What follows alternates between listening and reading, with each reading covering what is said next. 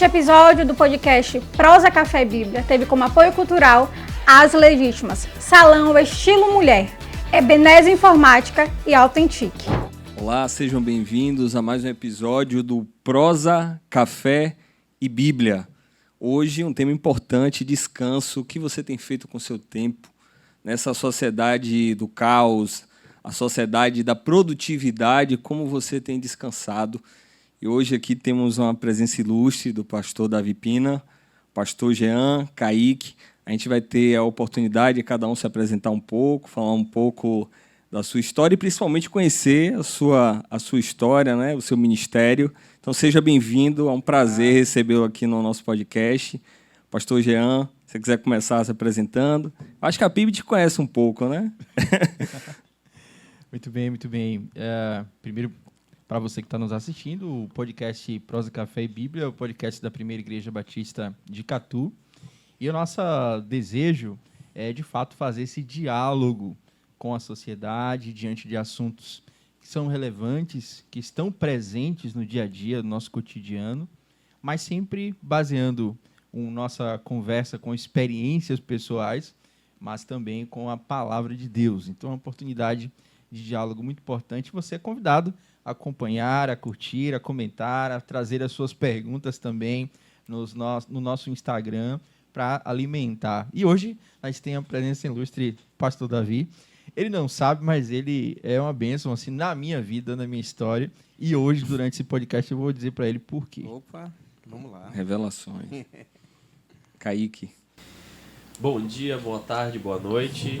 No momento que você está nos assistindo, é um prazer estar aqui na mesa junto a esses ilustres convidados, fazendo parte desse podcast da Primeira Igreja Batista, uma forma de nos abençoar e de abençoar vocês que estão nos assistindo. E é um tema bastante, eu vou dizer assim, polêmico, né? Para saber o que de fato é descansar. Será que a gente tem descansado? Como é viver um descanso que glorifique ao Senhor, né? E aí cabe algumas perguntas ao nosso convidado e a gente discutir um pouco mais sobre esse tema. Que bom estar aqui com vocês. Eu sou o Davi, um cansado em muitas coisas, mas que a ideia de debater sobre prosa, sobre Bíblia, sobre descanso ou cansaço, vai estar muito relacionado a uma série de coisas que a gente faz. E poder estar aqui com vocês, para a gente conversar um pouquinho, é, sem dúvida, um privilégio. Eu posso dizer que, ao longo da caminhada e da vida, parece que a gente até sabe o que cansa mais, mas parece que a gente tem um imã que atrai a gente para essas coisas. E bora ver no que dá, né? É interessante. Eu fiquei muito curioso, pastor. A gente vai ter a oportunidade de falar do contexto do descanso, principalmente quando a gente pensa a perspectiva de ministério, né?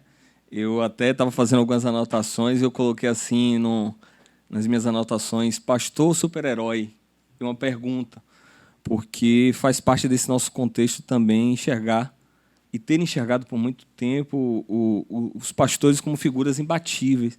Foi um erro que eu acho que aos poucos a igreja tem tentado remodelar isso. Mas eu acho que seria interessante o senhor contar para a gente um pouco sobre o seu início ministerial, que uma coisa é muito marcante assim quando a gente dá uma pesquisada rápida em sua história, que é a sua relação com missões, que assim, é uma das questões mais basilares, não só da igreja, mas como da denominação batista, né? Se o senhor puder contar para a gente um pouco da sua história como pastor, esse início e também a sua relação com missões, seria perfeito. Vamos lá. Eu tive o privilégio e a oportunidade de crescer numa igreja de bairro, lá em Periperi. E domingo de tarde, todo mundo já sabia o que fazer. Sair com o pastor para evangelizar. Seu folheto já estava carimbado e você que tinha ido para o culto pela manhã para a EBD e para o culto da manhã, almoçava, voltava à tarde para evangelização e à noite no culto. Isso era normal. A igreja era o centro da vida da gente. A gente ia para a igreja todo dia. Mesmo que no dia que eu não tinha nada, a gente ficava aquela turma toda ali na porta da igreja, porque a igreja era tudo, era o nosso dia a dia era ali. Cresci tendo a oportunidade de me envolver com a embaixada, A minha mãe foi líder da Mensageira do Rei na Bahia. Então, eu também aproveitava e sabia tudo da União Feminina e das Mensageiras do Rei por conta disso. Eu costumo dizer que missões não teve um início, sempre foi. Eu sempre vivi numa igreja que evangelizava. A minha igreja, lá atrás, ainda era aquela igreja que tinha uma corneta do lado de fora. Vocês devem pesquisar na internet e descobrir que tinha igreja que tinha disso aí. E evangelizar ou se envolver com isso nunca foi um cansaço. Mas parece que nessa ideia de caminhada, de missões, depois o envolvimento com Jubabe, Jubacabe, Abasa, a gente estava sempre pronto a um louvozão. Isso nunca cansava a gente. Isso nunca incomodava sair, ir para uns cultos numa igreja no Campo Grande. Isso nunca foi um problema. Depois de algum tempo, eu tive a oportunidade de começar a me envolver com promoção missionária na minha igreja, aí já um pouco mais velho, como promotor de missões. E o promotor de missões, ele precisa ser o incansável, ele tem que aproveitar cada espaço para poder se movimentar. E meu ministério começou assim. Eu comecei a trabalhar na Junta de Missões Mundiais. Na época, eu era literalmente, pastor Jean, um nacionalmente desconhecido. Tem um nacionalmente conhecido, eu era um nacionalmente desconhecido. Seminarista lá da minha igreja, e o pastor Timichak esteve na minha igreja, e eu falei para ele de como a gente mobilizava a igreja em torno de missões. Ele achou aquilo interessante, e naquela semana eu recebi um e-mail que veio da Junta de Missões Mundiais. Nesse e-mail tinha um convite. Gostaria de falar com você. E aí a cabeça foi a mil. Eu imaginei, o que ele tem para falar comigo? E aquela coisa toda. E eu me lembro que eu fui conversar, pastor Jean, com minha esposa. Disse, olha, eu estou cheio de ideias para poder falar com ele. Aí caí que minha esposa virou para mim e fez assim, olha, se ele lhe chamou, você devia estar mais preocupado com o que ele tem para falar para você.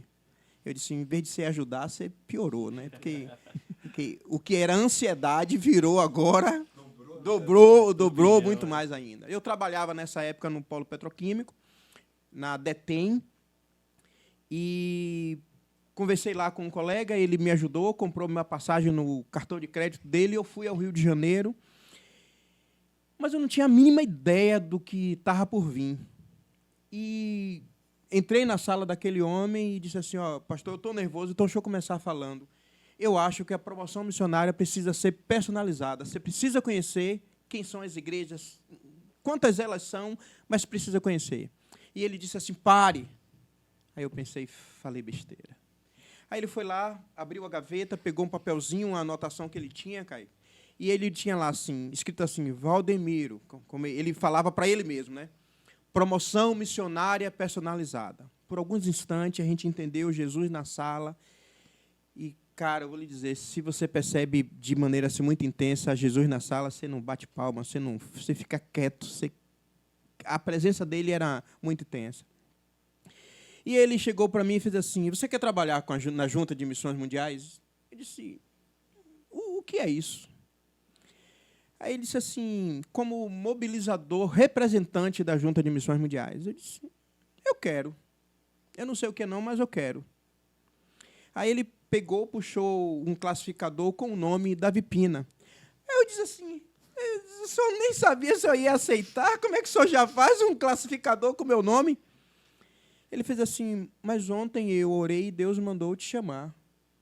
Aí eu fiz a primeira pergunta idiota da minha vida para aquele homem.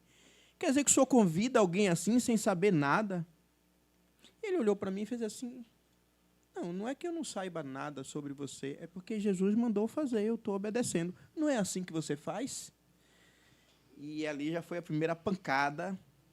Eu desci e fui para uma sala onde tinha outros líderes lá, e eu ficava assim, é o homem da revista.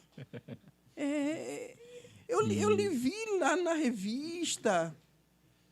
E eu estava em êxtase, cara. Esse negócio de êxtase é real. E é batista, fique tranquilo. liguei para minha esposa e disse assim, ó, ele me chamou para trabalhar com ele aqui. Ela fez assim, e você aceitou? Eu disse, aceitei. E o trabalho eu fiz, não sei ainda não. Fui embora, acabou a reunião, na hora que eu estou saindo da Junta de Missões Mundiais, a secretária, Leila, me chama, pastor Jean, e fala assim, o pastor Timichak falou para você voltar lá na sala dele. Eu ainda brinquei, eu disse, ó, eu não peguei o copo do rei, viu? Porque a sala dele tinha coisas de tudo que era lugar do mundo. Era fascinante.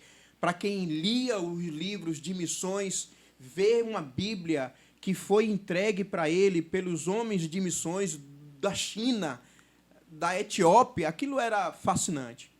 Aí ele me falou assim, como é que você veio? Eu disse assim, eu pedi para um rapaz, um colega do trabalho lá, comprar a passagem para mim, e ele comprou, foi R$ 970, era basicamente o que eu ganhava. Aí ele chamou o gerente financeiro lá na sala e disse assim, esse é Davi, ele veio da Bahia para uma reunião comigo, ele agora trabalha aqui, reembolsa ele em dinheiro. Aí eu não sabia mais se eu chorava, mais o que eu fazia. E eu voltei de lá com o dinheiro da passagem. Eu nunca nem tinha visto tanto dinheiro assim junto de uma vez só. Eu me lembro que nessa época foi quando a Gol estava entrando para funcionar no Brasil. Era aquela primeira passagem e eu vim num voo do Rio para o Salvador, o avião estava vazio e eu só chorava. Aí a moça perguntou se é alguma coisa, eu disse, é. E o que eu posso fazer para você? Eu disse, eu não tenho a mínima ideia.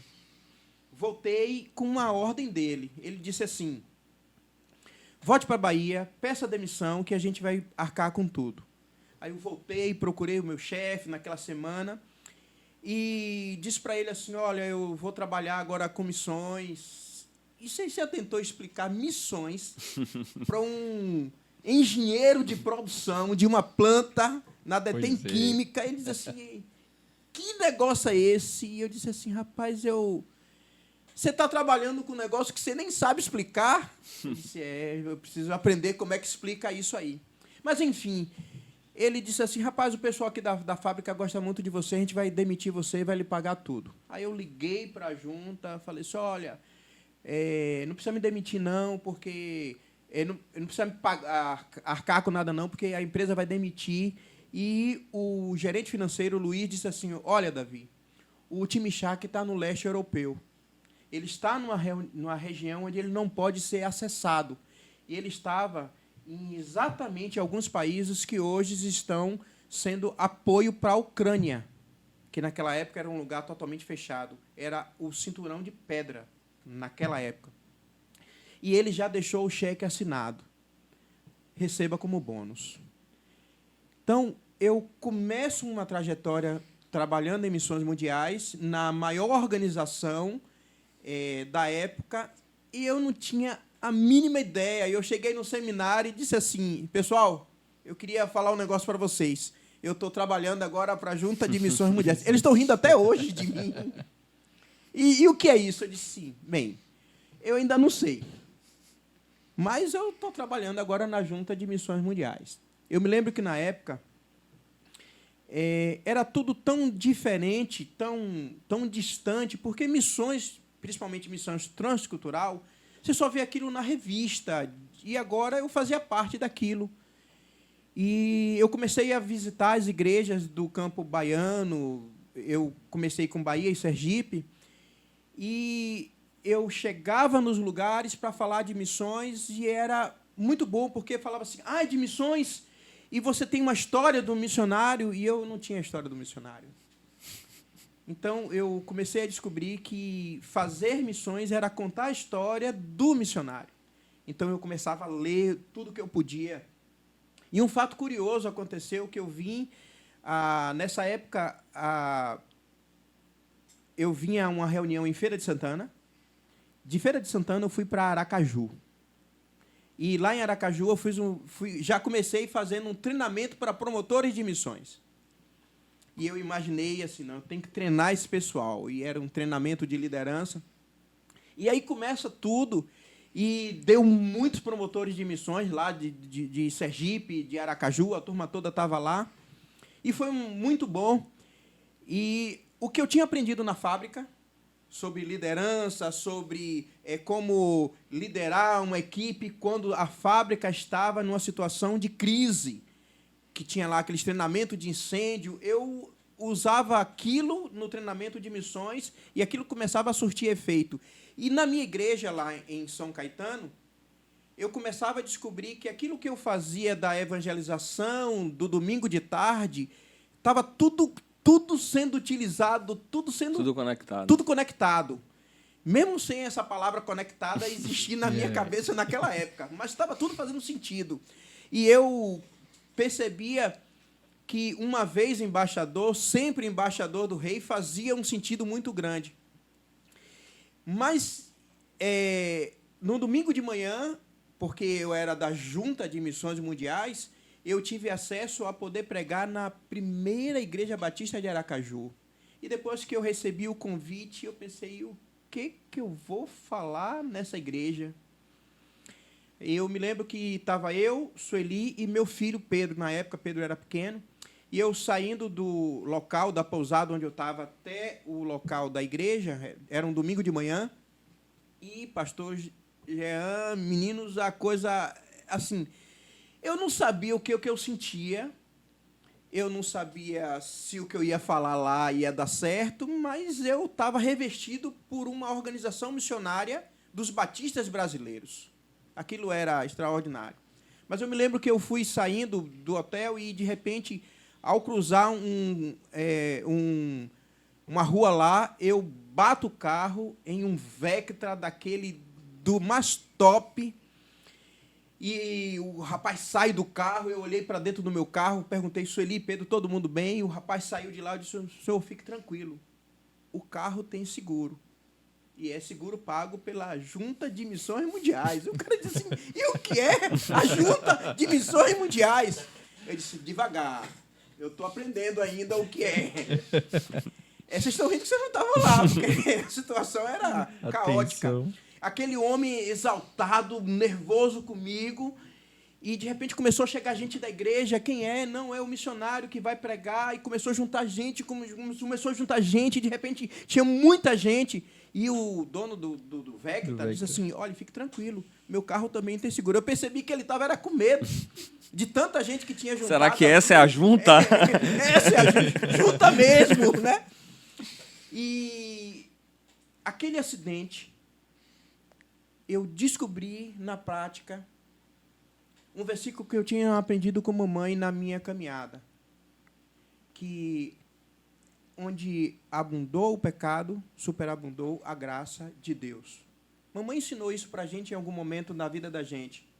Aquele acidente que impediu que eu chegasse naquele culto no domingo de manhã na igreja, fez com que todo mundo do estado quisesse saber da história do acidente, do que aconteceu, e agora era o contrário, eu não tinha agenda para conseguir ir para tanto lugar para poder contar. Então, eu digo que essa foi o início da caminhada do trabalho de missões. E a notícia, quando chegou na Bahia, foi melhor ainda. Davi Pina sofreu um acidente ao ir para a primeira igreja. Pronto. Agora, os lugares que antes eu tinha que pedir tantas vezes para poder conseguir acessar, agora vinha um convite. E eu comecei a andar com missionários daqueles que eu tinha estudado. Eu conhecia Nauzira do Nascimento, a missionária que tinha ficado na guerra de Angola. Quando Angola entrou em guerra, ela foi a única pessoa brasileira que continuou lá. Eu comecei a andar com Antônio Galvão, um missionário português que tinha vindo para o Brasil, e eu comecei a descobrir como o trabalho missionário fascina todo mundo, como a África mexe com o coração de todo mundo. E eu tinha tido uma experiência muito boa, porque eu fui aluno do seminário do pastor Eliú Rodrigues, que, numa das aulas, tinha feito um convite para todo mundo ir a um país. A gente foi ao Cabo Verde, um país de língua portuguesa. E aí, cara, eu lhe digo, tudo ia se conectando. Eu simplesmente não entendia mas parece... E eu comecei a acreditar que havia um projeto de Deus e que sempre houve um projeto de Deus. Eu só não entendia que aquelas tardes de domingo... Desde a igreja lá... que ouvi mamãe nos acompanhar, tudo tinha uma conexão. Tudo tinha um propósito. E aí eu começo a ter a oportunidade de acessar as igrejas e os púlpitos e contar as histórias de missões. E isso era muito fascinante. Nós éramos fascinados porque, quando eu entro no seminário, a gente tem uma influência de um pastor, de um seminarista ainda, mas que contava todas essas histórias. Então, imagina, para alguém novo no seminário, ouvindo testemunhos, ouvindo histórias do dia a dia, de toda essa experiência maravilhosa. E aqui eu já posso te dizer, algumas vezes, aquelas dúvidas de seminarista, né? A gente diz, meu Deus, será que é isso mesmo? Me dá uma resposta. E muitas das ministrações que você trouxe como testemunho pessoal abençoaram a mim e aos meus colegas. A glória é toda de E Deus. isso foi maravilhoso demais. Eu queria lhe perguntar, assim, de maneira direta, né? Aproveitar a oportunidade À vontade. para a sua experiência pessoal com Deus, né? Como esse movimento com missões está na prateleira aí, né? Porque nós todos temos uma vivência de igreja, mas essa experiência missionária de campo, de ir a um outro país, de ir a um outro continente, de visualizar tudo, para você, qual a influência disso na experiência pessoal com Deus? Eu costumo dizer que, se você entende a obra missionária, ela vai lhe te dar tudo, mas vai lhe pedir tudo. Então, tenha isso em mente. Conviver com o pastor Timichak era um privilégio muito grande, porque a sensação que você tinha é que, na sala ali do lado, ele estava não orando, mas conversando com Jesus. Era mais ou menos isso. No nosso negócio de igreja, nós não podemos canonizar ninguém, mas, se pudesse, ele seria um candidato. Eu posso dizer isso com muita tranquilidade. Acho que ele e Russell Shedd estão ali no conselho dos Pronto, santos. é assim, uma sensação. Vou contar muito do Russell Shedd também. É uma sensação assim muito boa. E eu tive a oportunidade de visitar 18 países nesse trabalho de missões, e cada oportunidade era muito grande.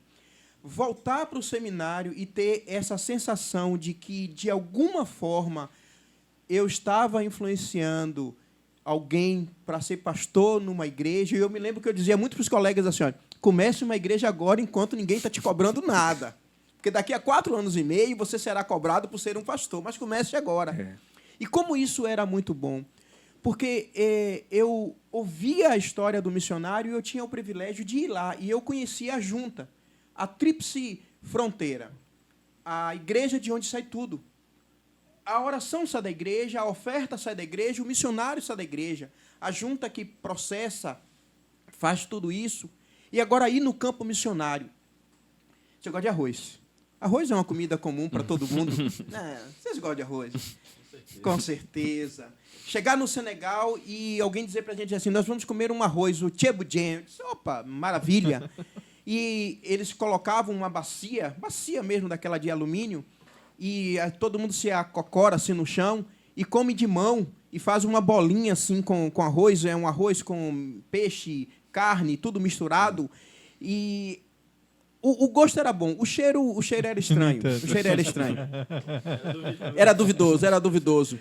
Mas, assim, aquilo valia a pena por causa da obra missionária. Aquilo era história que depois eu ia contar nas igrejas. E eu me lembro que uma vez eu estava no Senegal. Eu disse assim: meu Deus, eu estou no Senegal, num país onde 97% da população é muçulmana. E a gente estava ali por causa de um fato extraordinário. E a gente ali naquela feira, junto com... Porque aquela bacia come todo mundo junto e faz uma bolinha e vai comendo, e aquele negócio escorria pelo dedo, e para mostrar que a pessoa que está do seu lado, você gosta da pessoa, você fazia a bolinha e fazia assim: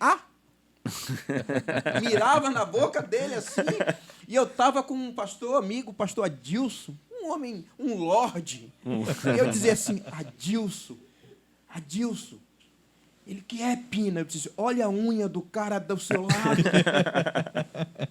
E era o Toquinha, porque o Toquinha era um senegalês lá, um Toquinha que só tinha um dente, né? Ele olhava para a gente, sorria, aquele negócio todo ali. Tudo de ruim era maravilhoso. Olha, Acredite nisso. você contou uma experiência muito interessante da carne. A carne. Ficou guardada na A mente. carne era maravilhosa, porque você ia comprar carne que ficava dentro de um saco e tinha mais mosca do que carne. E assim, a dúvida era quantas você iria colocar na boca. Era só isso. A certeza que alguma ia, né? Assim, e você ficava muito feliz se você descobrisse que era de vaca. Você nem perguntava muito do que Meu era. Deus. Ainda tinha esse processo, mas parece que quando, te respondendo, pastor, quando esse DNA missionário ele impregna você, por mais difícil que seja a viagem, tudo vale a pena. A gente estava ali por causa de uma missionária, a Núbia, que fez promoção missionária aqui na Bahia. Núbia teve, nessa época, na igreja de Catu, fazendo promoção missionária. Procura as histórias para trás aí que vai encontrar a história de Núbia. Núbia, das meninas que foi do Radical, ela era a única menina que não tinha... que a família dela não era evangélica. E o pai de Núbia disse assim, não vá para esse negócio de missões, que se você for e acontecer alguma coisa, a gente não tem como cuidar de você.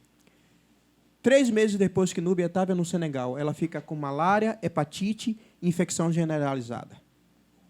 O diretor do hospital criava todas as restrições para a gente poder entrar lá. Eu passei uma noite, eu e uma missionária baiana, que também estava lá no Senegal. A gente está lá naquele hospital e a gente colocou cartazes com versículos bíblicos na parede, aqueles que a gente aprendia na nossa EBD, aquele mesmo que a gente via no culto. Não tinha nada de novo, era tudo que já acontecia. E a gente cantava músicas e alguém chegava lá e dizia que não podia e tirava os cartazes da gente. Alguns dias depois, o diretor do hospital chama a equipe de brasileiros, e eu estava lá junto com essa equipe, e fala assim, tira essa menina daqui porque ela vai morrer e eu preciso do leito para outra pessoa. A gente entra em contato com o Brasil e, acredite, pastor Jean, agora, por causa de uma ligação que fiz lá do Senegal, eu estava mobilizando um país inteiro para orar pela obra missionária, e isso era gente de tudo quanto é lugar do Brasil e do mundo, dizendo assim, nós estamos orando por Núbia. E por mais que orava... Em um tempo que não tinha WhatsApp, não tinha as redes nada sociais disso, como hoje. não tinha nada disso, era um e-mail, ou a gente tinha que ir na embaixada, passar um fax para chegar na Junta de Missões Mundiais, para ser ligado para as igrejas, para as pessoas orar. Aí sabe o que acontece? Houve uma pequena melhora de Núbia e ela não teve como você vir para o Brasil, foi transferida para a Espanha, eu voltei e aquela história segue. No meio de tudo isso, tinha a segunda equipe de missionários sendo preparados para ir para lá. E eu fui convidado pela junta para ir fazer uma palestra de motivação para aquela segunda equipe, e eu ficava pensando na Núbia. Eu disse, mas Núbia quase morreu, eu vi, como é que eu vou motivar alguém? Aí, se eu vi alguém quase morrer. E quando eu cheguei lá, eles estavam... foi um final de semana, e ele chega lá e diz, pastor, nós estamos em vigília desde ontem te aguardando, porque a gente sabe que você vai trazer uma palavra de esperança. E eu olhava para cima e disse, o que eu conto agora? E eu disse, eu vou ter que contar a história de Núbia. Eu disse, olha, pessoal, vocês estão querendo ir para lá, mas aconteceu isso com Núbia, e contei tudo. E eles disseram para mim assim, é por isso que a gente quer ir. Eu disse, não, vocês não estão entendendo. Eu estou te dizendo que Núbia quase morreu. Não tenho a minha vida como preciosa, contanto que... E o versículo soltou e tomou posse daquele lugar, e as pessoas começavam... A gente só chorava e dizia, ok, vamos nessa. Núbia melhora e volta para o Brasil.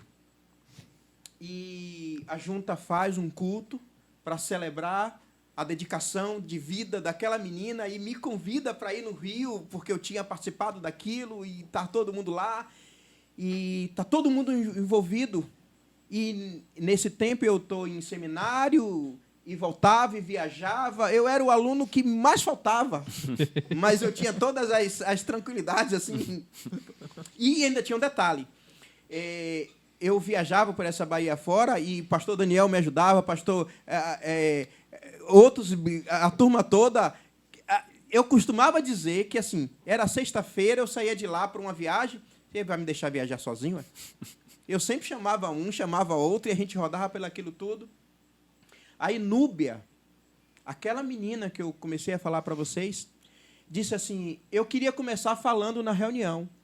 Obviamente, o pastor Timichak, pois não, fique à vontade. Ela disse assim, se vocês fizerem essa reunião aqui para dizer que a minha tarefa acabou, eu quero te dizer que a minha missão ainda não acabou. Eu vou voltar para o Senegal. E o pastor Timichak, depois de ouvir aquela menina, diz assim, irmãos, a nossa reunião está encerrada, porque nós marcamos a reunião para encerrar a tarefa missionária dela, mas ela disse que não acabou. E ele acabou a reunião. Tinha ido gente de tudo quanto é canto do Brasil para aquele culto, e ele acabou. Disse assim, como é que o senhor acaba o culto assim? Ele fez assim, mas o motivo não acabou? E eu lembrei daquele mesmo homem que ouvia a voz de Deus e cumpria o que Deus falava para ele. Eu disse, mas pastor Timichak, como é que funciona isso? Assim, Deus, quando você entende, você obedece? Ele fez, meu filho, não é assim que você faz. Eu disse assim, eu preciso aprender mais desse negócio. Núbia volta para o Senegal. Procura o diretor do hospital e diz para aquele homem muçulmano, fala para aquele homem, diz assim, a minha enfermidade não foi para a morte, mas foi para a manifestação da glória do meu Deus. Aquele homem que não conhece ao nosso Deus. Ela me diz que aquele homem se levanta e ele tem uma roupa chamada o bubu e o grão bubu, que é aquela roupa africana, e ele fica de pé e fala assim, o seu Deus é um Deus muito grande. E entrega para os batistas brasileiros, não só a Núbia, agora uma autorização para entrar no hospital o dia que quisesse, a hora que quisesse. Aquele diretor chama a Núbia e fala assim, aqueles negócios que você colocava na parede aí, e aquelas músicas, vocês podem vir cantar agora nas outras alas? A gente não sabe explicar, mas aqueles foram os melhores dias desse hospital. Muito bom. Deus estava curando senegaleses naquele lugar. E o preço era Núbia, o preço era a gente sofrer, e a gente olha e lembra de Paulo, que diz que o que ele passou é nada comparado com o que a gente vai passar, e você começa a gente dizer assim, isso é real, Kaique, isso está acontecendo. Isso é a obra missionária. Muito forte. Tremendo. E, pastor, o senhor ia comentando, né, toda essa trajetória, e é perceptível, assim, uma coisa que para mim é muito marcante, a sua intensidade ministerial. Eu consigo imaginar o senhor no campo e as pessoas perguntando, pastor Davi para resolver, e o senhor indo lá e tentando resolver, lógico, guiado por Deus, mas tomando a frente. Para mim é muito visível que é um pastor que não foge do problema. Nesse período aí, o senhor cita seminário, a questão missionária muito forte. Dentro desse contexto, onde é que se encontrava o descanso? Existia esse tempo? Porque eu sinto que isso é muito pastoral, né? É o mal dos pastores, entre aspas. Há uma sensação, né? E era até interessante que nós nos acostumávamos ao tempo todo estar buscando o pastor Jean, o pastor Ariel, para tirar uma dúvida, conversar, discutir um projeto. Aí, recentemente, o pastor Jean entrou de férias e está lá mandando mensagem. Eu digo, peraí, pelo amor de Deus, é o descanso do pastor. Mas é porque a gente se acostuma à presença constante da figura pastoral. Dentro desse contexto, como é que funcionava o descansar? Ok. Eu me lembro que viajar para a Bahia, que é um país, é uma tarefa muito, muito complexa. Rodar os outros estados e viajar, e aquilo, durante algum tempo, aquilo era muito legal. Era como, quanto mais trabalho eu tivesse, mais eu me sentia cumpridor da minha tarefa. Até que, e os dias de família eram os dias incomuns. Às vezes, eu chegava em casa morto de cansado. Aí Pedrinho dizia assim, pai, você me leva no shopping? Eu disse, eu estava pensando nisso.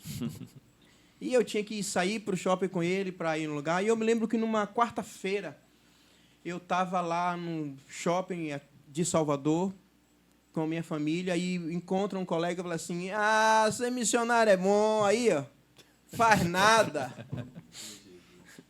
E eu disse assim, pois é, cara, eu preciso ter essa compreensão de descanso, de cuidado com família, mas a verdade é que você está certo. A gente se acostuma a estar ocupado o tempo inteiro e a gente não tem coragem de dizer, olha, domingo eu não vou não porque eu vou para a praia. Você consegue até dizer assim, domingo eu não vou não porque eu vou ler um livro. Mas ter coragem de dizer que vai fazer um lazer, isso só veio depois que o couro ficou grosso e aí... Mas no início isso não era fácil, não.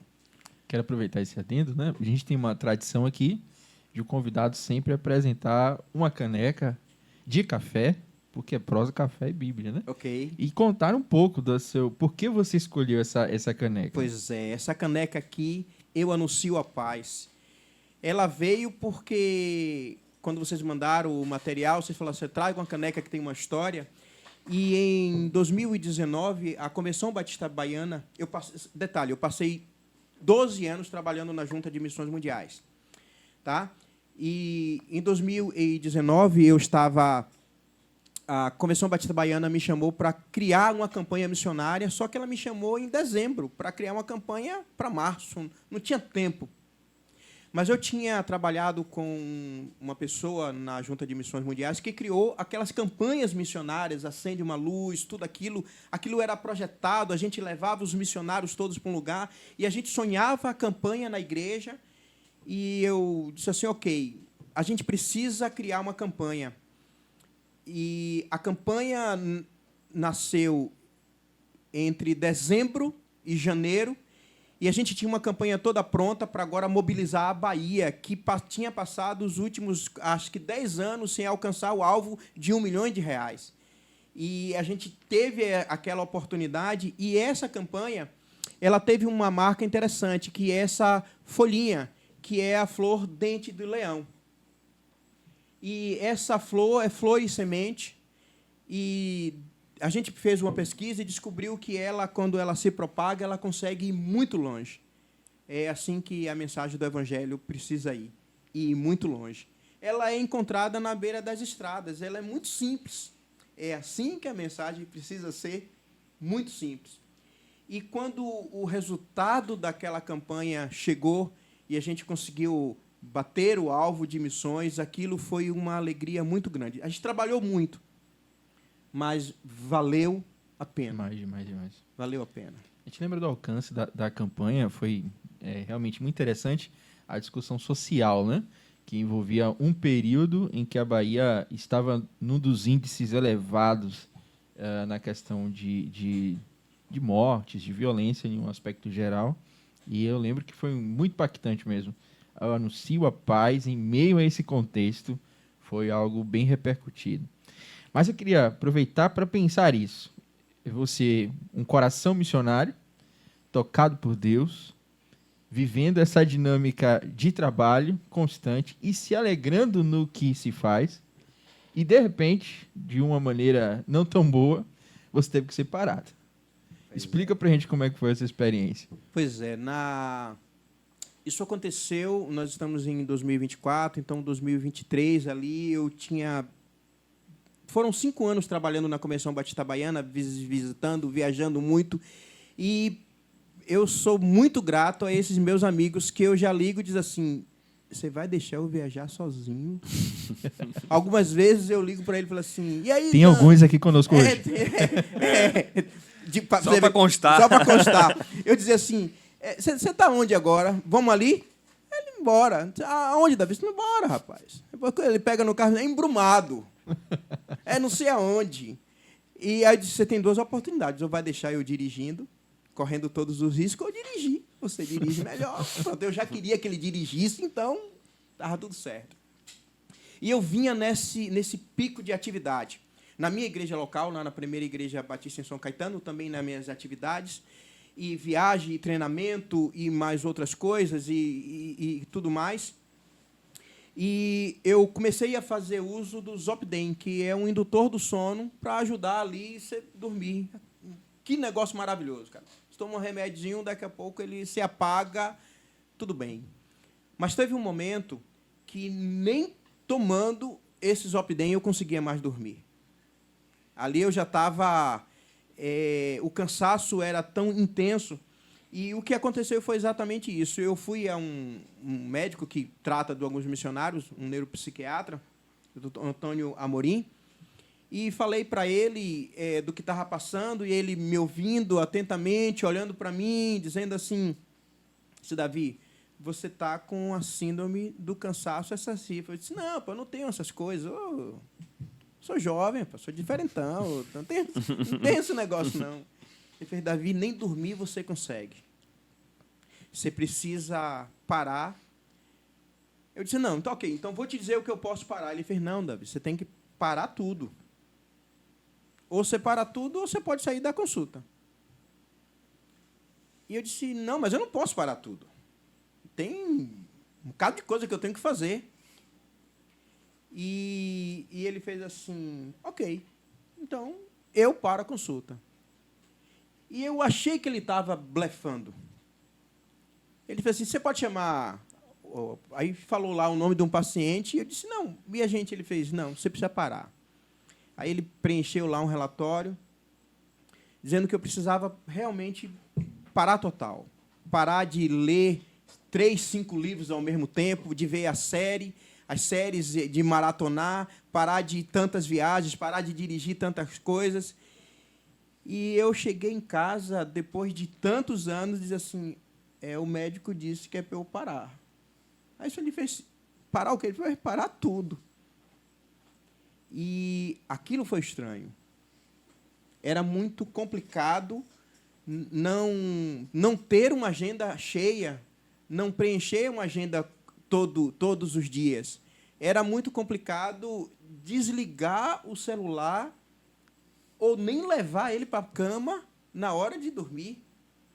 Era absurdo para mim não começar o dia antes das 6 olhando a quantidade de WhatsApp e mensagem que tinha ali. E cansado, a gente é um alvo fácil. Essa é a verdade. Eu gosto de um texto bíblico que diz assim, e não nos cansemos de fazer o bem, pois no seu próprio tempo colheremos, se não desfalecermos. E eu já estava nessa fase aqui do desfalecer. Eu vinha nessa pegada desse ativismo funcionando. A campanha estava dando certo, o trabalho estava sendo avançado, mas eu estava cansado. Tudo me cansava, e me cansava muito. E ali eu percebi que aquilo que eu também falava de criar oportunidade para outras pessoas precisava acontecer, e às vezes, e Deus usou de uma maneira muito clara, muito, muito direta, essa oportunidade de parar. E eu me lembro, inclusive, de um compromisso que eu não cumpri com a igreja de Catu. Verdade, verdade. Diga-se de passagem, quando eu disse para o pastor, eu disse, pastor, eu não posso ir. E o doutor Antônio, ele entrava em contato com certa frequência e dizia assim, e aí, Davi, está marcando alguma coisa? E eu ficava com vontade de dizer para ele assim, não, só uma outra coisa. Ele fez assim, deixa eu falar com o Sueli. Eu disse, não, eu tenho que não ir. E foram 2 meses intensos de não ter nada para fazer. E eu vou te dizer, meu amigo, é mais complicado lidar com não ter atividade do que ter muita atividade. Eu descobri no meio de tudo isso que a gente pode trabalhar muito, mas se divertir também. Lembro que visitei um amigo muito querido, o pastor Eli Mateus, lá em Maragogipe, e alguém lá da igreja dele tinha um caiaque, e o meu olho brilhou com aquilo. Eu disse, eu posso dar uma voltinha? E dei uma voltinha no caiaque, aquilo foi muito bom. E voltei de lá decidido, vou comprar um caiaque, agora vou tirar um dia de descanso. Mas eu te confesso que, no início, dizer para alguém que eu ia descansar era estranho para mim. Por isso que a gente precisa ter essa possibilidade e capacidade de dizer assim, ó, eu preciso parar. Se eu ia ler um livro, eu queria descobrir tudo do livro, e às vezes eu não, essa história de ler para pegar no sono não funciona. Se eu começava a ver uma série e eu descobria um lugar que eu nunca tinha ouvido falar, eu ia descobrir sobre aquele lugar, e a cultura, e eu descobri a oportunidade de ler por ler, de assistir por assistir. E eu me lembro que, às vezes, a gente voltava para casa e dizia assim, hoje vai ser o dia off, que era o dia sem eletrônico ligado, né? E a gente não tinha nem mais assunto para poder conversar dentro de casa. Olha só. Eles ficavam um olhando para a cara do outro assim, e disse assim, bem, então, quem vai começar a falar alguma coisa? É difícil, e eu imagino que, para a minha família, e lidar com alguém que é tão focado no trabalho e ter que procurar, por orientação do meu pastor, uma psicóloga para me acompanhar, e ela faz um diagnóstico de mim e diz assim, bem, senhor Davi, muito simples. O senhor tem 2 casamentos, de maneira nenhuma. Então, você é casado com o trabalho. O trabalho te dá todas essas energias e os seus resultados fazem com que você não queira parar. E se você não entender que você precisa fazer isso, eu não tenho como continuar. Eu disse assim, você tem algum parentesco com o doutor Antônio? Parece que a gente precisa aprender a fazer isso. Não é fácil. Mas depois você descobre que ir pescar é divertido, certo? Que diminuir a agenda é divertido. Claro que hoje, trabalhando numa outra organização, para o China Fund Brasil, que é uma captadora de recursos para investir em projetos sociais, também tem sido uma experiência de muitas reuniões, mas parece que eu lido melhor com a ideia de que uma vez por semana eu vou não fazer alguma coisa e não vou esconder que não estou fazendo alguma coisa. É só isso, sem tanto problema. Pastor, o senhor tocou num assunto assim muito interessante, como é que eu posso dizer? Ele é bem provocativo sobre o descanso, né? O tirar o dia para descansar. O senhor tocou aí num dos momentos em que o senhor estava no serviço ao reino, do ter essa coragem de dizer assim, não, hoje eu não vou porque eu vou à praia. Eu já escutei assim de muita gente que tem até receio de tirar, principalmente o domingo, né, que é a nossa cultura do culto, todo dia, dia do tirar Senhor. um dia para descansar. E a gente vê muita repreensão, até mesmo de alguns irmãos, a dizer assim, nossa, o dia que você tinha para vir para o culto, você vai sair com a sua família, você não tinha outro dia para fazer isso. Como é que a gente pode ter esse conceito, né, esse contato com o descanso para glorificar a Deus, até mesmo no dia de domingo, dia de culto? Como é que o senhor consegue enxergar isso? Vai ser difícil, porque você falou de algo que está impregnado em nós, que é a cultura. Isso é muito forte na nossa mente. Nós somos cercados de ensinamentos que a gente vai tendo ao longo da nossa vida, e descansar é, sem dúvida, algo que a gente entende que ele só pode acontecer no sábado, se você já fez tudo o que tinha que fazer. Então, isso é o que está impregnado em nós, né? Isso é o que está melhor marcado em nós. Mas a grande questão, Kaique, é que eu percebi que, em fazendo tanto o meu trabalho, e eu chamava assim, o meu trabalho, você usou a expressão, o trabalho do reino. Parece que se a gente não faz alguma coisa, o rei vem e vai reclamar com a gente, e a gente lida com isso. E a gente lida com os outros colegas também. Então, não vai ser fácil. Mas hoje em casa a gente tenta estabelecer um dia da semana para não ter tanto compromisso e continua não sendo fácil, porque a gente passou uma vida inteira fazendo isso. A gente passou um dia inteiro. No caminho para cá, pastor Robson Leandro perguntou assim, aí, pastor Davi, domingo foi para a igreja? Eu disse, eu não, fiquei em casa. Que absurdo você ficar em casa! Pois é, rapaz, eu fiquei em casa e eu não fui para a igreja no domingo passado, eu só estava em casa, não tinha nada. Mas antes eu não diria isso num programa, num podcast, de jeito nenhum. Eu diria, corta uma situação como essa.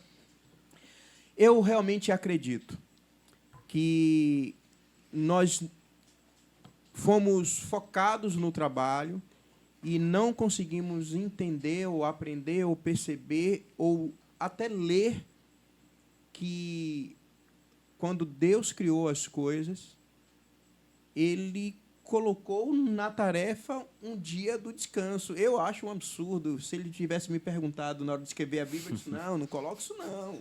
Isso vai fazer o pessoal ficar sem trabalho. Mas ele não se cansa, mas ele queria ensinar para a gente que a gente se cansa. E eu te digo com muita tranquilidade que a gente precisa diminuir o ritmo ou mudar o ritmo. Se dar o gosto de viajar e sair com um amigo e conversar e ir no shopping durante a semana, encontrar com um amigo, e aí, o que você está fazendo? Você diz assim, não estou fazendo nada. Eu estou aqui. E parece que a gente precisa aprender a ser honesto com a gente mesmo. Hoje é estranho, o médico foi mandando desmamar do remédio, né, e parar. E eu me lembro da primeira noite que eu dormi sem tomar remédio, né? Eu acordei de madrugada e disse assim, rapaz, eu estava dormindo. Aí eu acordei e disse, eu dormi sem remédio. Você me acordou para me dizer isso? Não, mas aquilo tinha sido maravilhoso, extraordinário, rapaz. Pois é. Dormir é muito bom. E será que não tem uma verdade que a gente deva descobrir no texto bíblico quando diz Deus dá aos seus enquanto dormem? Será que a gente não precisava aprender a ir dormir no dia do problema, entregando a Ele o problema, mas ir dormir? Nós somos, talvez, muito focados à produção. E isso impregnou a gente. Mas eu hoje digo com muita tranquilidade. Ter a oportunidade de encontrar o amigo. Às vezes a gente tem as segundas-feiras lá de encontro de pastores, que mais parece uma reunião de trabalho, porque todo mundo só fala de trabalho. A gente não consegue não conversar se não for de trabalho. Você bota dois pastores e um vai perguntar, não tem jeito, como é que foi o culto domingo lá? A gente não consegue dizer assim, rapaz, eu estou maratonando a série tal. E a gente olha para ao redor do mundo e vê as pessoas na academia, vê as pessoas no lazer, vê as pessoas fazendo tantas outras coisas, e a gente não. Talvez seja essa a dinâmica. E acho que isso vai muito de encontro com o que Mariston até tocou no assunto do pastor super-herói, né? Daquela figura de um pastor. E às vezes a gente tem até o entendimento de que o pastor, ele é uma pessoa que está muito distante até dos próprios irmãos em Cristo no sentido do descanso, né? Como a gente estava comentando, não? O pastor dia de domingo, ele está lá, ele tem que trabalhar na igreja de manhã até de noite, mas a gente até esquece às vezes esse sentido de irmão em Cristo. O pastor é um irmão em Cristo. Né? E essa falta da cultura do descanso, ela faz com que a gente até se afaste dos nossos líderes espirituais nesse sentido, né? E trate ele como uma figura muito distante de nós, porque ele não descansa como nós. Então, isso é real, muito real. Muito real. E até aquela questão, Kaique, de as pessoas se surpreenderem quando o pastor diz, não, eu estou com um problema, eu preciso me medicar porque eu estou com um problema, que é ligado a não ter descansado corretamente. Cara, você tocou num negócio muito legal. Quando eu disse que estava com problema e anunciei isso aí para os 4 cantos da Bahia, o pessoal ligava para mim e fez assim, Davi, até o tom da voz era Muda, diferente, né? assim. Cara, o que foi que aconteceu? Davi, o que você fez? Você está em pecado. Conte-nos o seu pecado. Me diga aqui o que foi. Porque eu não podia estar cansado. Essa era a questão. Eu disse, não, eu só trabalhei demais. Eu trabalhei para você. Trabalhei tanto que me cansei. De dizer assim, não, meu problema é que eu tinha que dormir. Eu tinha É, que parar para dormir. E é interessante porque eu estava refletindo um dia desse o seguinte: não temos o costume na igreja de perguntar ao pastor, o senhor está bem? Como é que está sua mente? Como é que está seu coração? A gente não costuma, porque criamos a cultura do pastor que pergunta ao membro, mas não o membro que... Eu acho até que... Vou polemizar. Eu acho até que a gente pode até ter coragem de perguntar, mas a gente já sabe qual é a resposta que ele só pode dar. Ele só pode dar que está bem. Ele não pode dizer assim, acabei de brigar com minha mulher e tenho que vir pregar. Aí o Você membro vai dizer assim, não, pastor. Essa resposta não estava Como é que preparada, você vai- não, pastor. Como é que você vai pregar se você brigou com ela? Eu disse, mas você não briga com a sua? Eu disse, não, mas é diferente. O senhor é o O senhor não pastor, pode brigar. o senhor... Pois é. A gente acreditou nisso. E é exatamente aí onde o mal dessa geração vai tomando conta dos nossos líderes. E os últimos anos a gente tem acompanhado, inclusive aqui na Bahia, líderes nossos cometendo suicídio. Líderes nossos que estão no nível de estafa assim, tão grande, porque ele não consegue ser o cara que anda na rua sem camisa como qualquer outra pessoa. Ele não consegue ser a pessoa que consegue andar de bicicleta ou fazer alguma coisa de lazer. Ou que tem que justificar que brigou com a mulher, Pois é. que está em crise com alguma É crise. situação. E é essa questão do estereótipo que se formou, né, do pastor e que o colocou em um lugar onde qualquer falha termina diminuindo a pessoa. Isso tem sido um dos motivos muito grandes de pastores, de líderes, que estão se jogando aí até o suicídio mesmo. Quando eu ouço o pastor Davi falando, é uma questão que eu fico pensando, né? Porque sempre quando se ouve de que alguém está cansado que vai descansar, você tem em contrapartida alguém que diz, mas a missão ainda está aí. E essa sensação de que a gente justifica o excesso de trabalho porque tem uma missão para cumprir, ela de alguma maneira tira Deus da história. A missão não é de Deus, a missão é sempre nossa. Como é que você conviveu com isso? Eu lembro do dia que você disse, olha, eu estou me afastando da gerência de missões por esse motivo. A reação dos que estavam lá na reunião do conselho foi, como assim? Como assim? É por um tempo? Como é isso? Explica esse negócio. Como é que foi para você ali na frente? Olha, eu entendo que eu tomei aquela decisão de primeiro ouvir o médico, deixar, e depois entender a saída da gerência de missões como algo muito bom. E eu não tinha um plano B. E para um cara que tinha plano A, B, C e D, e agora não ter um segundo plano era algo muito estranho. Mas eu tinha gostado daquele negócio de descansar, viu? Aquele negócio era bom, velho. Olha só. Assim, desligar o celular era...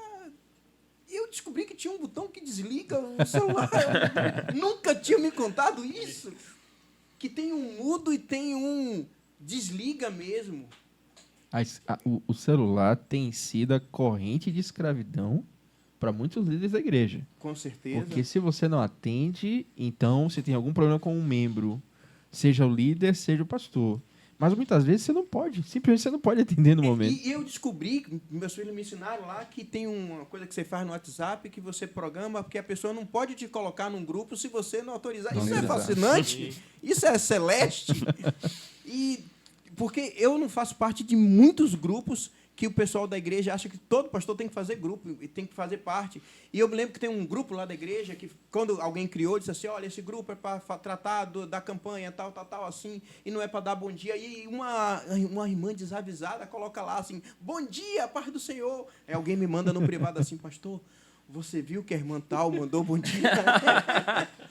Eu disse, eu vi. Eu nunca ouvi essa história. Eu nunca ouvi essa história. E o que o senhor vai fazer? Eu vou dar bom dia para ela. Devolver esse bom dia? Ele disse assim, mas pastor, o grupo não foi colocado as regras? Eu disse assim, ela quebrou a regra. Mateus 18 disse, se tem alguma coisa com teu irmão, vá lá, fale com ele, tal. Pois é. Parece que a gente também quer controlar tudo. Quer saber tudo. E isso vai impregnando em nós. Isso. É assim, eu posso te dizer que eu sou muito mais focado no trabalho do que nessa questão do deixar ser guiado por Deus. Assim, eu entendo que se eu não chegar e fazer, aquilo não acontece e eu descubro, muitas vezes, da pior maneira possível, que Deus não precisa de mim para realizar absolutamente nada e eu não fui, o culto aconteceu, a coisa foi extraordinária, teve decisão, a minha ideia não precisou ser compartilhada. E a gente descobre, no meio de tudo isso, que existe possibilidade de ler a Bíblia para não ser para pregar. Existe versículo que você pode ler para dizer assim, o versículo está falando comigo. E não está mandando eu contar para ninguém. E é uma verdade tão extraordinária, mas assim, ninguém lhe pediu para você falar sobre aquele versículo. Eu acho que, provavelmente, nesse tempo de saída, deixar a gerência e lidar com tudo isso, eu consegui descobrir uma coisa que tem sido muito boa. O projeto de Deus é muito maior do que qualquer um de nós. Deu certo antes, está dando certo agora, vai dar certo depois. E existem homens e pessoas que acreditam em coisas que simplesmente a gente precisa ter a capacidade de entender. Eu te falei que ia contar uma história com o pastor Russell Shedd, porque na semana que ele faleceu, eu trabalhava naquela época na Cairóis, Missão Cairóis, que é lá em Santo André, em São Paulo. Ficava a pouco mais de 15 minutos da casa dele, então eu tinha o privilégio de muitas vezes ir na casa do pastor Russell Shedd para conversar com ele numa tarde. Olha só. Era privilegiado. Era um privilégio. Era um privilégio muito grande. E eu me lembro que ele pregou uma vez falando sobre a missão quádrupla da igreja. Nós somos sacerdócio real, nação santa, povo adquirido. Ele fez aquela mensagem extraordinária. Eu disse, pastor, eu copiei a sua mensagem. Ele fez, muita gente faz isso, mas eu também copiei da Bíblia. Eu disse, mas como eu não sei as coisas que o senhor sabe, eu chego na igreja e chamo um menino ou uma menina e falo assim, como é seu nome? Aí pergunto para o menino e para a menina, e normalmente o homem que está lá na frente está com a carteira no bolso. Aí eu disse assim, me prove que você é você. Aí ele pega a carteira e mostra. E a mulher deixou a bolsa no banco. E ela disse, não, eu não posso provar que eu sou eu. Aí ele disse assim, então, existe uma identidade espiritual e nessa pronto. Aí ele fala assim, uau, que ideia. E ele vira para mim e fala assim, fantástico. Eu posso copiar? Eu disse, não sei, vou permitir. Isso é plágio. Vou pensar no seu caso. A gente dá risada. E eu me lembro que, alguns dias depois, eu volto lá na casa dele e ele me atendeu com muita atenção. E ele disse, Pina, é alguma coisa? Eu disse, não, pastor, eu só passei aqui para te ver. O senhor está ocupado? Ele fez assim, é porque o meu senhor já disse que está vindo me buscar, eu estou me preparando. Eu disse assim, como assim? Como é que esse cara acredita que nos próximos dias o Senhor vem levá-lo e ele tem uma tarefa, ele tem que estar preparado para esse encontro? Eu disse, pastor, eu estou indo embora, viu? Não tem mais razão para eu estar aqui. Eu voltei E aquela foi uma visita de talvez 5 minutos, mas ele estava esperando o rei chegar.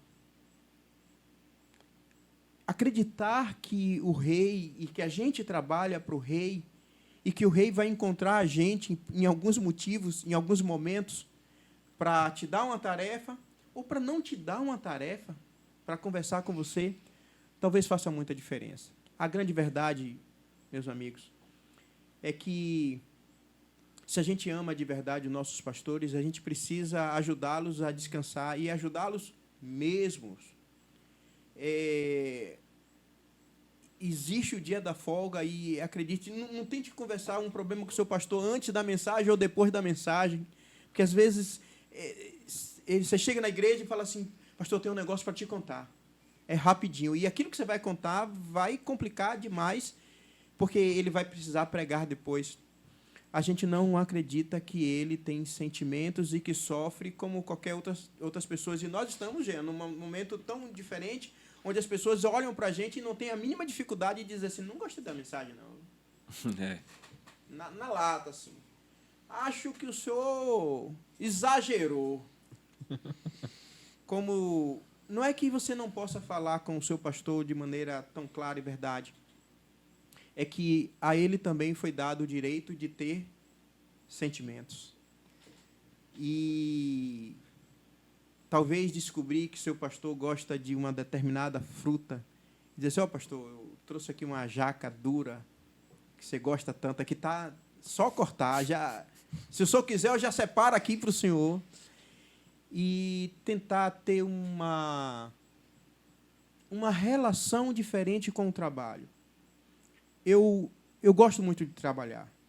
E gosto muito de trabalhar e tenho lidado com pessoas muito eficientes. Eu costumo dizer, e faço aqui uma coisa de maneira muito clara, a Convenção Batista Baiana que teve em Luiz Eduardo Magalhães. Lembra disso, pastor Jean? Eu não fui, mas eu lembro. Pronto. Saindo de lá, da convenção, 1.000 quilômetros para poder voltar. Foi 1.000 para ir. Eu até orei para ver se dava assim, uma maneira de... Era 1.000 para voltar. Cortar um caminho. Assim, não tinha jeito, né? Milagre. E o pastor Daniel é o meu consultor de mapa. Eu disse, Daniel, como é que eu chego de tal lugar a tal lugar? E ele fala assim, mas você já me perguntou isso mês passado? Eu disse, eu sei, rapaz. Se você sabia mês passado, você continua sabendo, me diga aí.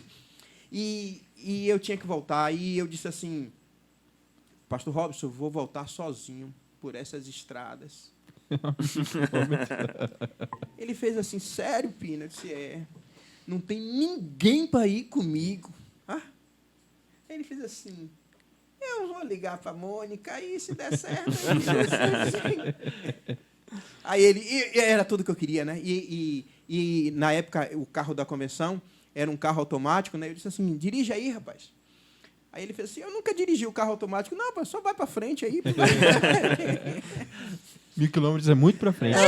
Você vai se tornar profissional até o final da viagem. Até chegar lá. Agora, aí eu disse assim, só que eu não vou direto. Aí ele disse, tá, sempre tem as pegadinhas, né? E a gente ainda passou por uma igreja e outra. E como é bom poder dividir tarefa.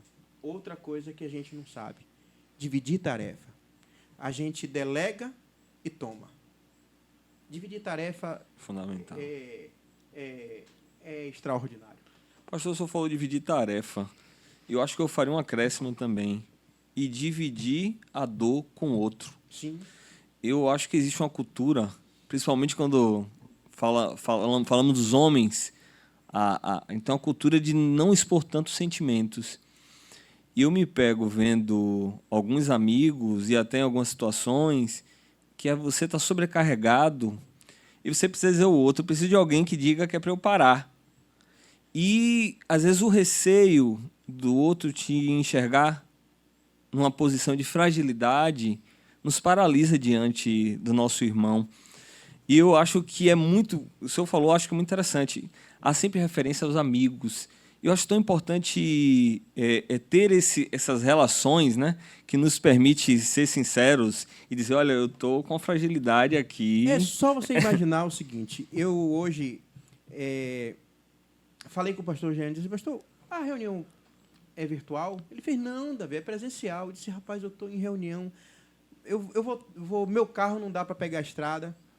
Aí liguei, mandei uma mensagem para Robson. Robson, você tem algum compromisso hoje à noite? Diga o que você quer. Ele disse, não, estou lhe perguntando, me responda o que eu estou lhe perguntando. Ele disse, diga o que você quer. Ele disse, bora ali. Aí ele disse, aonde? Eu disse, lá em Catu. No meu carro não está bom, não. Eu disse, sim, e como é que a gente vai em Catu? Agora nós dois temos que ir em Catu e o meu carro não está bom e o seu não está bom. Eu agora já transferi o problema, já era nosso, já era nosso. Ele fez assim, eu sei o que fazer, vou falar com o Daniel, pronto. Aí eu disse, ok, pode acertar com o Daniel aí. Falei com o pastor Jean, beleza, acertou. Ele disse assim, a gente vai aonde? Eu disse, não, a gente vai ali, cara. Catu, coisa muito simples. Ter amigos é muito bom, né?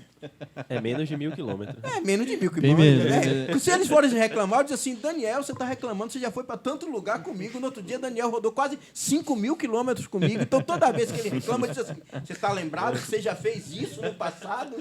Virou fichinha, né? E tem história, viu? A gente tinha ido para aquela região lá de Contendas do Sincorá, aquela região lá muito longa, lá de um lado do outro, brumado.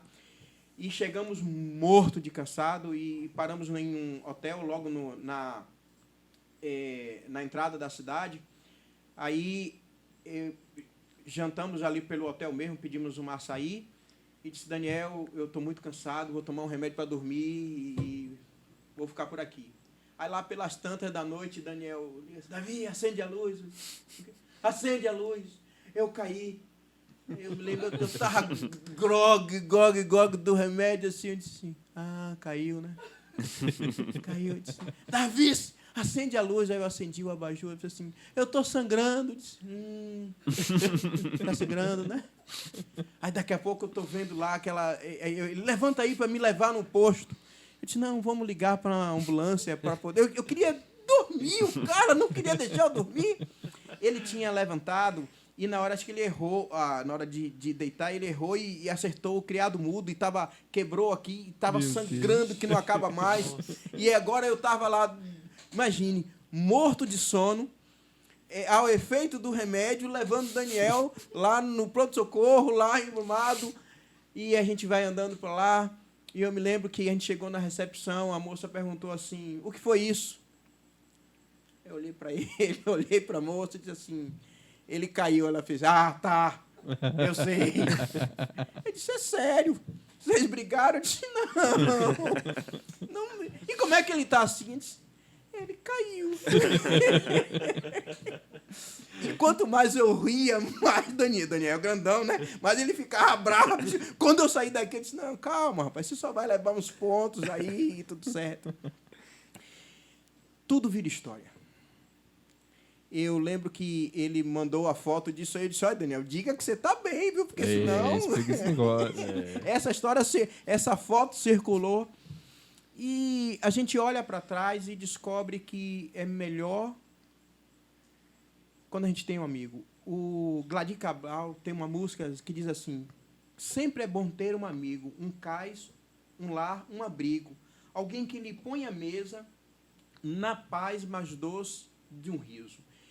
Às vezes a gente ri pelas histórias menos engraçadas e aquilo é divertido. Eu acho que os líderes, principalmente os líderes cristãos, esqueceram que eles podem se divertir também. E que isso não é pecado. E que a Bíblia está cheia de histórias que valem a pena ser contadas, mas é tão bom também ter a oportunidade de conversar. Prosear, que coisa massa, falar e poder ter o privilégio de sentar para comer uma comida e entrando aqui na cidade, Daniel disse assim, tem um galeto aqui. E ele disse assim, Daniel é o cara que conhece de tudo, assim. Aí ele disse assim, está fechado ali o galeto. E como é bom, às vezes, poder passar por um lugar e dizer assim, estou passando em tal lugar, lembrei de você. Lembrar das pessoas. A gente está vivendo um tempo onde a gente esqueceu que precisa se lembrar. Esqueceu que um amigo gosta de acarajé com pimenta e você precisa comprar um acarajé com pimenta para seu amigo. Esquecer que os amigos podem fazer por você coisas e você pode fazer pelos seus amigos. Não é fácil a gente dizer que está passando por um problema. A gente tem dificuldade com isso ainda. Mas eu acho que no meio de tudo isso, e aos 52 anos, eu costumo dizer que dói também. Nem sempre eu tenho a energia suficiente para fazer o que fazia. Eu me lembro que acampamentos de juventude eu pregava sexta, sábado de manhã, sábado de tarde, sábado de noite, domingo de manhã. E agora eu já, quando sou convidado, eu digo assim, me dá a programação. Eu quero falar na sexta-feira, 10 para meia-noite. Gente, 10 para meia-noite, eu quero falar 10 minutos. E tudo que eu falo naquela noite de sexta-feira, é só sobre o que eu vou falar. Porque o que as pessoas querem fazer na sexta-feira é se encontrar, eles querem conversar, querem tocar e querem se confraternizar. E a gente enche a nossa programação de tanta coisa que as pessoas não conseguem conversar. Eu aprendi uma coisa e vi isso nos últimos dias com o pastor Daniel lá em Foz do Iguaçu. Ele diz assim, convenção de verdade é o que acontece nos corredores. E aquilo é extraordinário. É pastor encontrando com pastor, é amigo encontrando com amigo, é gente tirando foto, e aquilo é muito legal.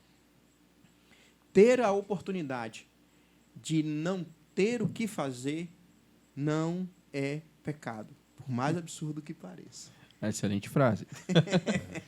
Aqui a gente está tendo uma oportunidade maravilhosa de ter um servo de Deus, um pastor, que é exemplo em todo lugar que passou, que a gente tem uma admiração muito grande, que a gente nota as experiências espirituais com o reino, com a missão, com a igreja, com todo esse envolvimento, e que hoje nos ensina também esse outro caminho. A grande relação que eu vejo é que nós, pastores, deveríamos ser exemplo em tudo. Só que nós pegamos esse conceito e trouxemos para o ativismo religioso, e não para um equilíbrio emocional. E nós caímos naquele grande engano de que toda a realização pessoal é, de alguma maneira, bênção de Deus. Então, eu tenho que correr atrás, tenho que ser o mais bem-sucedido, porque assim eu vou estar dizendo que Deus está na minha vida. E quem começa essa experiência não é o membro da igreja, é o pastor. Sim. O pastor mais famoso é aquele que faz mais. É aquele que está presente em todo lugar, que não esquece de nada, que está sempre ativo, que não tem problema. Que tem a agenda totalmente cheia. A agenda totalmente cheia. Então, ele é um padrão para muitas igrejas. Só que isso está fora da Bíblia, totalmente fora. A palavra do Senhor nos fala de um Paulo extremamente ativo, de um Pedro extremamente ativo, mas também fala das consequências que eles sofreram por causa disso. E falam também de que eles foram homens chamados para um tempo, para uma missão específica.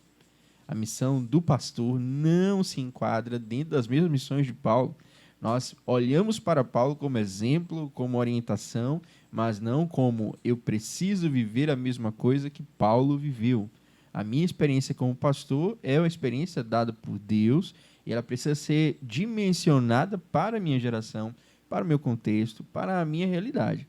Quando nós saímos disso, entramos em um processo que vai gerar todo o processo de doença, todo o processo de frustração, porque tem muitos pastores que entregaram tudo e que não chegaram a muitos lugares. Alguns dizem assim, e que se veem frustrados. Púlpito, não é isso? A gente já ouviu conta isso, né? Tem alguns que sonham com isso. Frase assim tão divina. Heróica. Né? Até que morre mesmo. Ele foi aluno também de Carlos Antônio. O pastor Carlos Antônio, ali em Salvador, é uma referência para nós, né? E ele falava isso. Dizia, o meu sonho é terminar de pregar, me ajoelhar, e enquanto estiver orando, o Senhor me levar. Esse era o sonho da vida dele. Um tanto macabro, né? Bem macabro. Os irmãos iam ficar marcados por isso. Que bom que ficamos marcados pela boa experiência e bom testemunho dele. Hoje, nós estamos brigando, pastor Davi, com uma cultura já pré-estabelecida, mas também com uma cultura dessa modernidade que está sendo totalmente influenciado por esse negócio aí de coaching. Você tem que ser a pessoa perfeita em todas as áreas para demonstrar Deus na sua vida. Você acha que a igreja vai ganhar essa guerra? Eu acho que a igreja nem entrou nessa guerra. Ela já começou perdendo. Porque, nesse sentido, dessa ideia do coach, fazer um discípulo leva tempo. E parece que a gente está muito mais focado no número do que na intimidade. Eu gosto de ler o texto bíblico e dizer assim, quando Jesus falava, ele falava às multidões, mas ele se assentava para falar com as ovelhas. Parece que havia uma conversa que era comum, um olhar para o outro e já se entendia. E esse é um tempo mesmo, onde essas altas performances, esses megas eventos, tudo isso gera para a gente esse número. E eu não tenho dúvida de te dizer que é preciso ter muita coragem para poder admitir que eu não preciso ser bom em alguma coisa. É preciso ter muita coragem para dizer assim, não me chame para pregar sobre esse assunto não, porque eu só não domino. E eu acho, e alguns deles eu já disse, quando alguém começa a fazer perguntas sobre escatologia, eu disse, rapaz, eu vou para o céu e estou feliz nessa parte. Não, mas você disse, não, rapaz, eu não, cara. Esse pessoal não decidiu qual era o jeito, não serei eu que vou decidir. Eu acho que a gente não tem coragem nem de dizer na igreja assim, irmãos, eu vou pregar um sermão que eu já preguei. Porque eu li de novo e estou olhando coisas assim diferentes. Eu acho que a gente não tem coragem de dizer para o colega assim, rapaz, vou copiar esse sermão aí, eu gostei do que você falou aí, achei esse negócio interessante aí. Parece que a gente não tem coragem de ser humano. E esse tempo do coach, da liderança, o que mais me assusta é que eu tenho vontade, eu não sei se eu tenho coragem, mas eu tenho vontade de escrever um livro. Você não precisa ser líder, só seja você. Porque tudo diz que a gente precisa ser o máximo. E eu queria escrever um livro assim, cara, seja meieiro e fique em paz. E seja meia boca e tá tudo certo. Parece que a gente só consegue ser o bambambam, o melhor em tudo. E aí, pastor Jean, é onde talvez a gente vai ter a maior dificuldade. Descobrir que,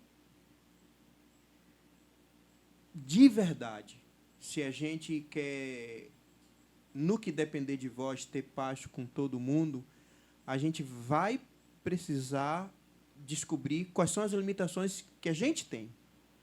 Aquilo que eu consigo fazer e aquilo que eu não consigo fazer. E eu sei que, para a gente que lida com a pregação no púlpito, a gente quer sempre ter a mensagem mais extraordinária possível.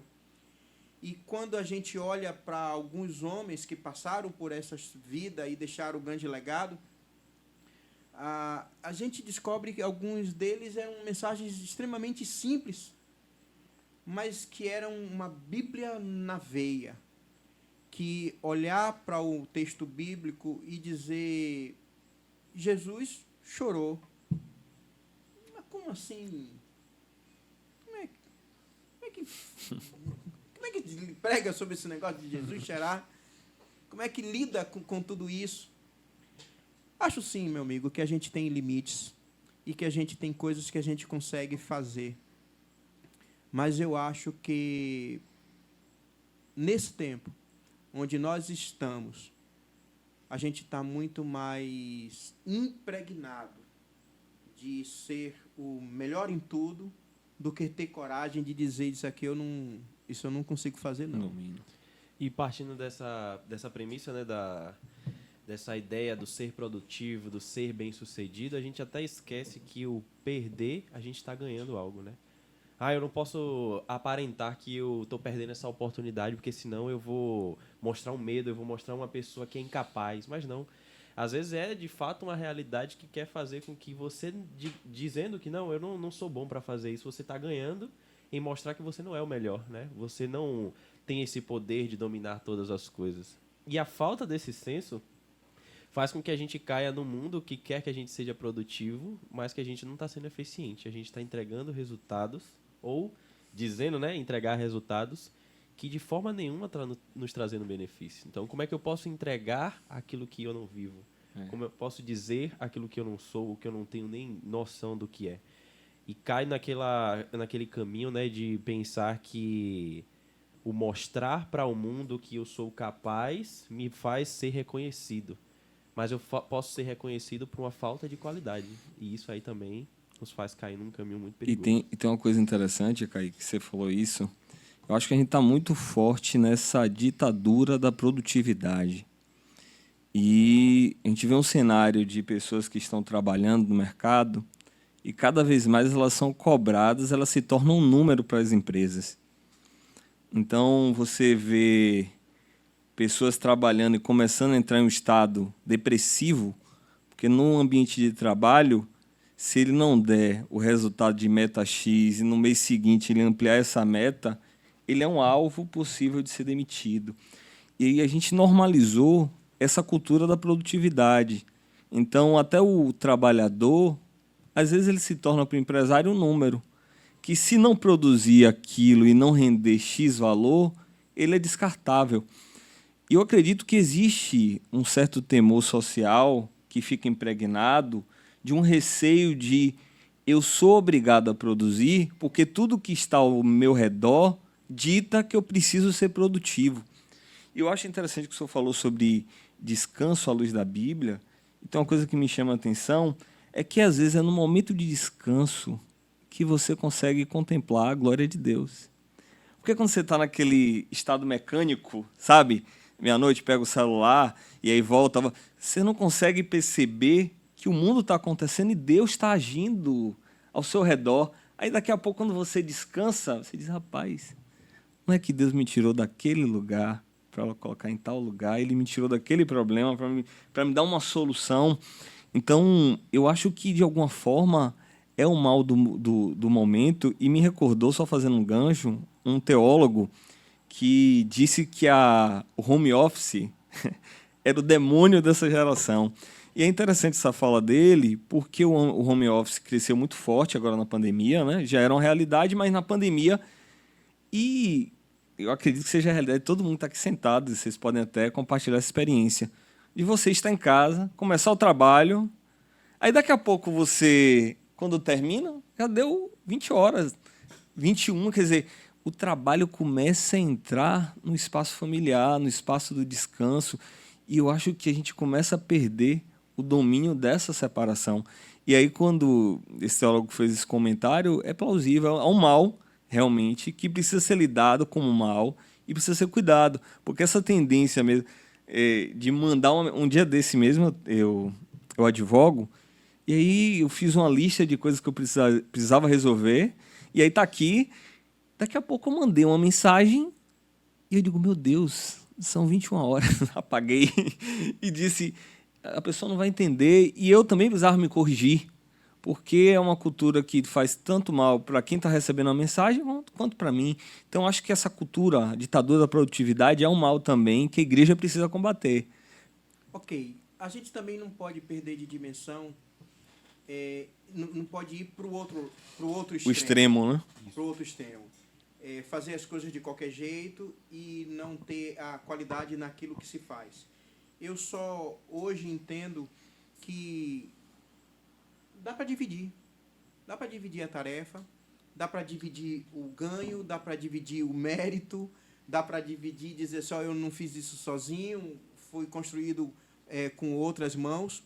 E no meio de tudo isso, dá para acreditar em uma coisa, que que às vezes é bom parar e não ter uma tarefa especificamente para poder fazer. É bom... A solitude, o pastor Tarsis falava muito sobre isso, sobre a diferença entre solidão e solitude. E você ouvir uma música e descobrir na música uma coisa que você ouviu tantas vezes e nunca tinha ouvido isso. Lembrar de um hino antigo que se cantava há muito tempo atrás, ou uma música que te lembre alguém. Acho sim que em meio a tudo isso há uma oportunidade que a gente tem de debater, de poder conversar, de poder trazer o resultado necessário para aquela tarefa. Mas a gente precisa lembrar que quando o texto fala de quem faz a obra, ele identifica a pessoa. E não é o nome de nós quatro que está ali. Parece que a gente pode ter o sermão mais eloquente que for, ou mais raso que for. Se o Espírito Santo decidir fazer a obra será feita. Agora, isso não me faz não me preparar para poder pregar bem. Isso não me dá o direito de não me esforçar da maneira como eu preciso me esforçar. Eu só hoje penso que a gente pode diminuir a tarefa e manter a frequência sem que as coisas sejam um conflito.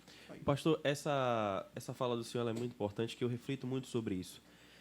Existe a cultura que a gente está falando da produtividade, do não descansar. Porém, tem algumas pessoas que acham assim, não, eu preciso descansar e o meu descanso é um descanso, botar aqui entre aspas, eterno, né? Não preciso mais me envolver. E eu acho que a gente o mal é cair nos extremos, né? O trabalho excessivo demais, ele me causa prejuízo. Mas o não fazer demais, ele também me causa prejuízo. E o que a gente falta é, de fato, o equilíbrio. Eu preciso encontrar, como o senhor falou, eu preciso encontrar um meio de fazer o que é necessário, mas eu não posso também simplesmente entender que eu só posso fazer aquilo. Eu preciso descansar, eu preciso parar também.